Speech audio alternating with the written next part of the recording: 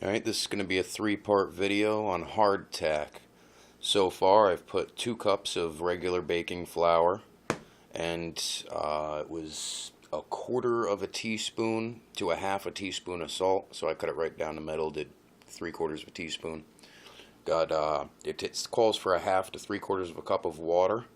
You're going to need to have a rolling pin to roll it out, a way of cutting it into squares, and you're also going to need to perforate the cracker when you're done.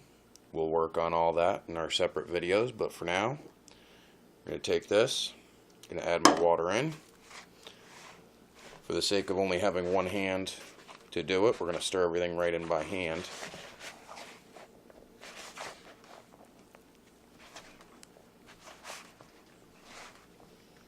Definitely not the neatest way to do it, one-handed, holding the camera and such, but we're going to give it a shot. Now, watch your criticisms. It's the first time I've made this.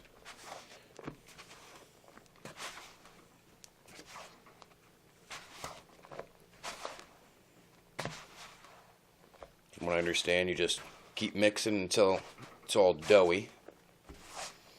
You can add other things for flavoring, whether it be oils or spices, but whatever you add is going to cut down on the shelf life of it.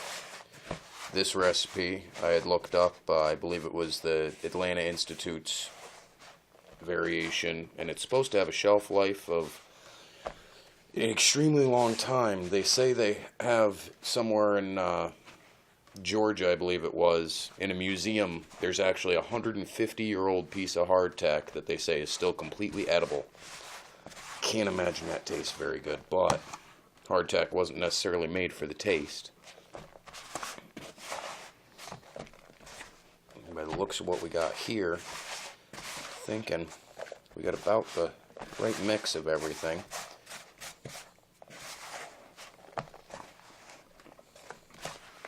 Basically just going to knead it up like a dough. Try and get all this powdered flour to mix right in.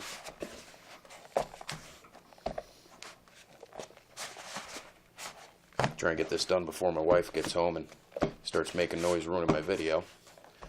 Alright, I am going to have to add a little bit more water. Not a lot, just a little, so I'm just going to wet down my hand quick.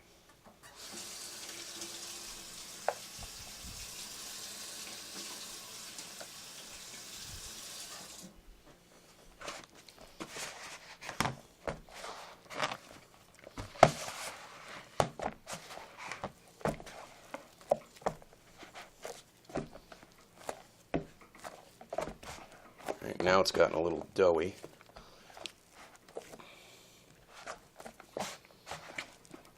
From what I understand, you want to go for a really dry mixture. Just moist enough to stay together, yet dry enough to not stick to anything.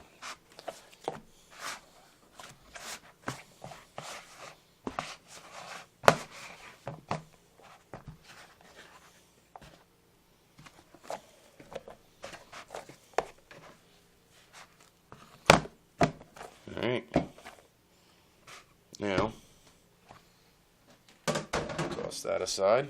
Now I got this big blob of dough basically. We keep working it against the table here. Make sure it's all one solid piece.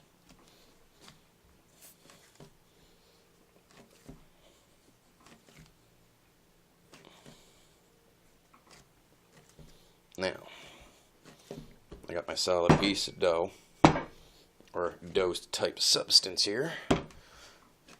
I guess it's not really a dough because I guess a dough would rise, but I'm going to go for something roughly a 1/2 inch thick.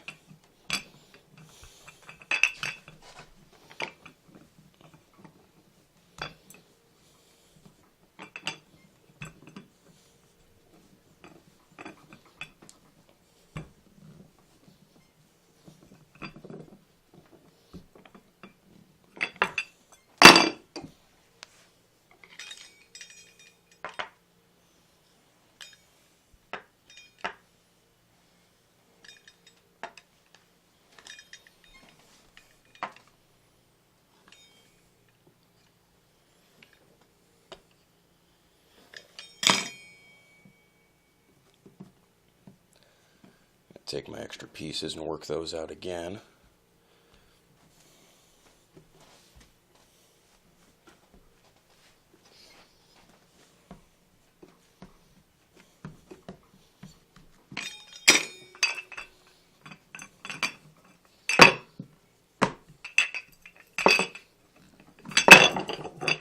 Now the traditional recipe doesn't call for salt. They say it loses the authenticity of what hardtack really is, but from what I understand it adds better flavor, so I like flavor.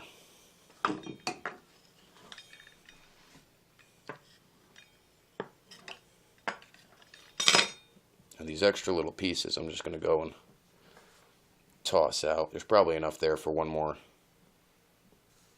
chunk of hardtack, but I'm not really all that concerned. I got my 6 pieces here.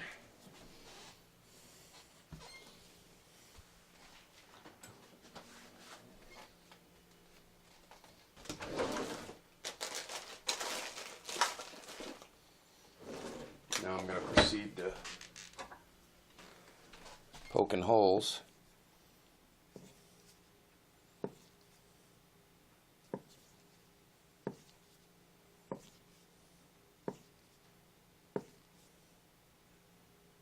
I'm not going to bore you with this, but I'm going to go through and do this to all my pieces.